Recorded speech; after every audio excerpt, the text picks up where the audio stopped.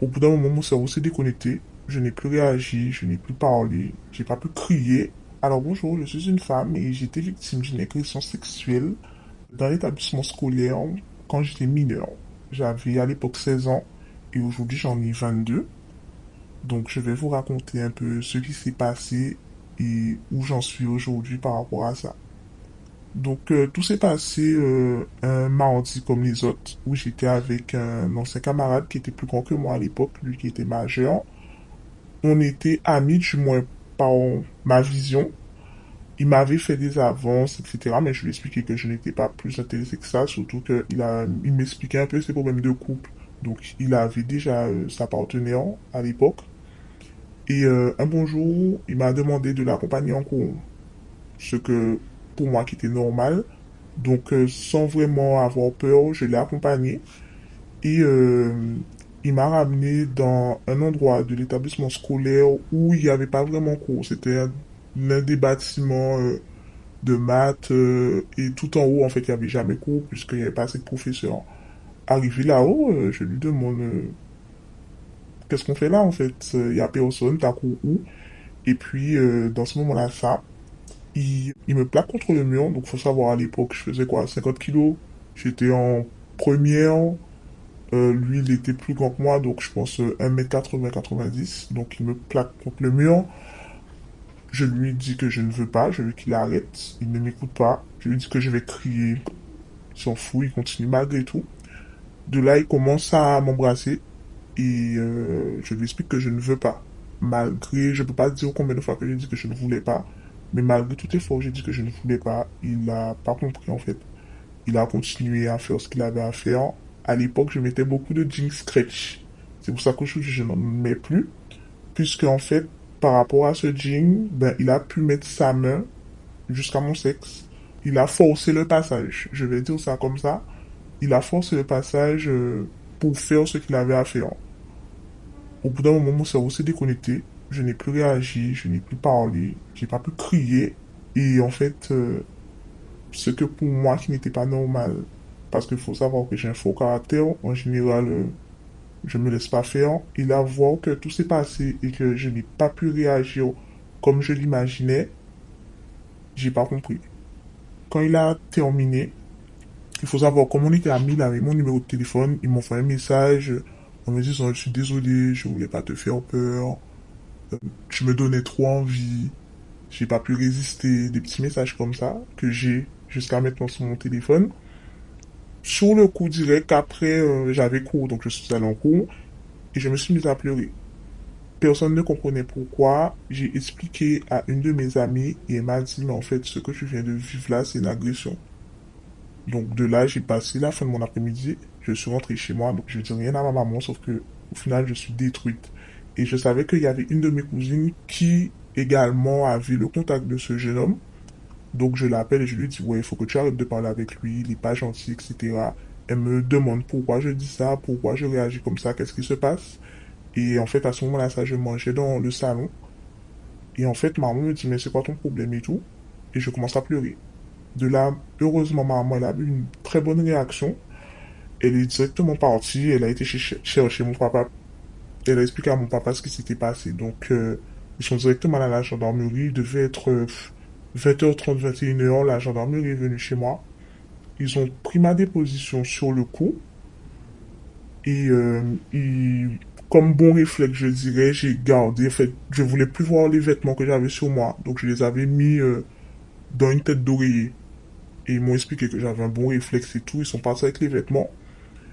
Et par la suite, j'ai eu énormément de rendez-vous à l'hôpital. On m'a dit de ne pas me doucher pour garder le plus d'empreintes, pour qu'on puisse faire des prélèvements. Et j'ai été faire ces prélèvements. Je suis retourné à l'école. Mes parents voulaient venir, mais j'ai décidé de ne pas venir dans l'établissement scolaire, que je vais dire de moi-même ce qui s'est passé, etc. Donc, arrivé le lendemain, ben, j'ai revu cette personne qui est venue me parler comme si de rien ne s'était passé. Et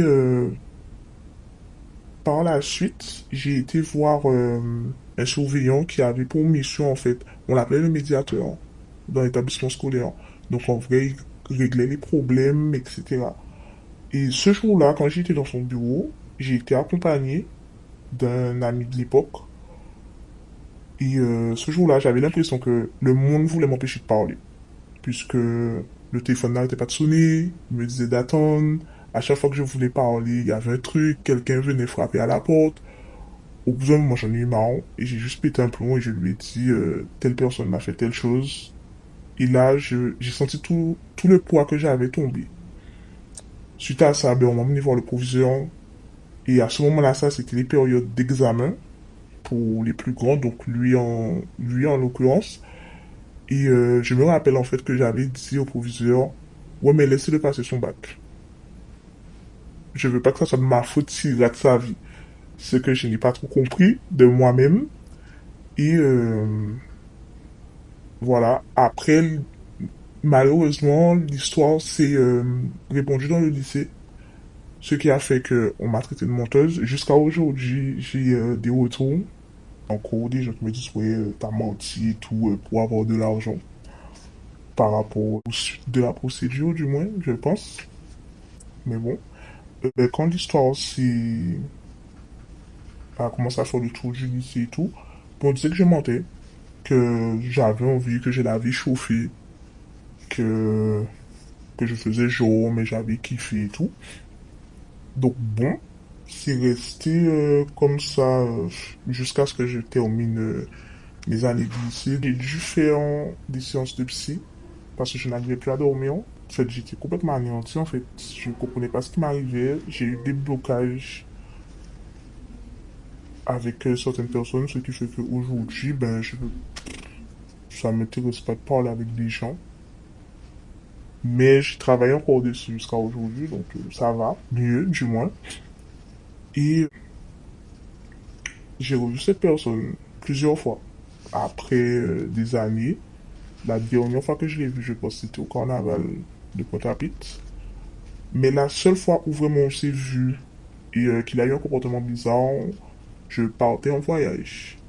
Et en fait, il s'est mis devant moi et genre, il est resté, je pense, 20 secondes à me fixer. Et j'ai fait une crise de panique. Par la suite, parce qu'en plus, je partais seul. Donc, j'ai appelé ma famille et tout pour leur expliquer que ça n'allait pas. Je suis quand même parti en voyage, mais j'ai vraiment pas compris, en fait, ce qui s'est passé et pourquoi. L'année dernière, donc en 2025, on m'a rendu mes vêtements. Enfin, la gendarmerie m'a appelé pour me dire qu'ils ont fini leur analyse et de venir récupérer mes vêtements. Donc, c'était quoi? Un polo, un jean et mes sous-vêtements. Donc, c'était bizarre de les revoir, sachant que j'avais pratiquement oublié cette histoire-là, ça que j'avais donné mes vêtements. Et à l'heure d'aujourd'hui, je ne sais pas trop où en est la plaque. Et en même temps, je ne veux pas trop savoir, parce que je vais pas dire que je m'en fous, mais vu le temps que ça a pris, et dans tous les cas, rien ne pourra effacer ce qui s'est passé. Ça va, je pense, rester comme ça, malheureusement. Pendant une période de ma vie, enfin peut-être il y a 2 ans, je me suis hyper sexualisé parce que je voulais avoir le contrôle sur la chose. Euh, je regrette pas, c'est arrivé, c'est arrivé. Donc, je préfère avoir le contrôle sur tout. Je prends l'avance, je dirais plutôt. Pour mes relations, après ça, j'ai arrêté complètement. Mais en général, je préviens. Parce que ça m'est déjà arrivé d'être avec mon copain actuel. Et on est là et je me mets à pleurer. Parce que ça me rappelle des choses. Parce que j'aime pas la manière dont il a employé un ton. Ça m'a rappelé quelque chose. Et ben, en vrai, ben, je suis obligé de vivre avec. Sans le vouloir. Mais en tout cas, dès que j'ai l'occasion, j'en parle. Parce que faut en parler pour que ça passe. Oublier, ça sera compliqué. Mais la douleur n'est pas la même. Je vais dire que ça s'est atténué. La douleur n'est pas la même. Et je me rappelle quand j'étais plus jeune, je disais, ah, si ça m'est arrivé et tout, ah, je vais le frapper et tout, je vais pas me laisser faire. Et je pense que c'est ça qui a été le plus dur à comprendre. Pourquoi je n'ai rien fait? Pourquoi j'ai pas réagi? Pourquoi? C'était ça le plus dur. Aujourd'hui, ça va mieux. quand je le croise, je fais encore les crises de panique, sachant que ben, du coup, la Guadeloupe elle est petite. Donc, au final, on se croise. Alors, je savais, mais je voulais pas trop y croire. Je me disais, non, peut-être c'est moi. J'ai dit un truc qui a fait qu'il a pu croire que j'étais ouverte à.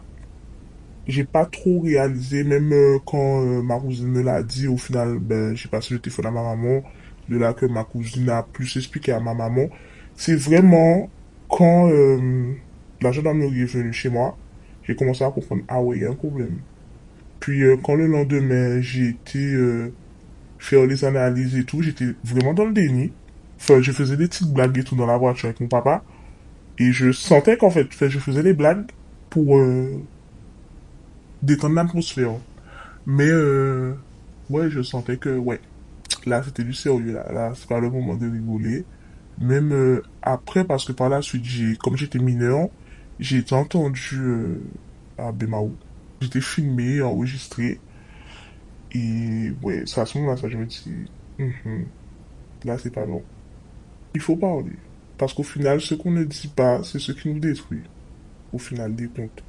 Parce que peut-être sur le moment, vous n'allez pas comprendre, mais il y a des personnes qui sont là pour nous aider.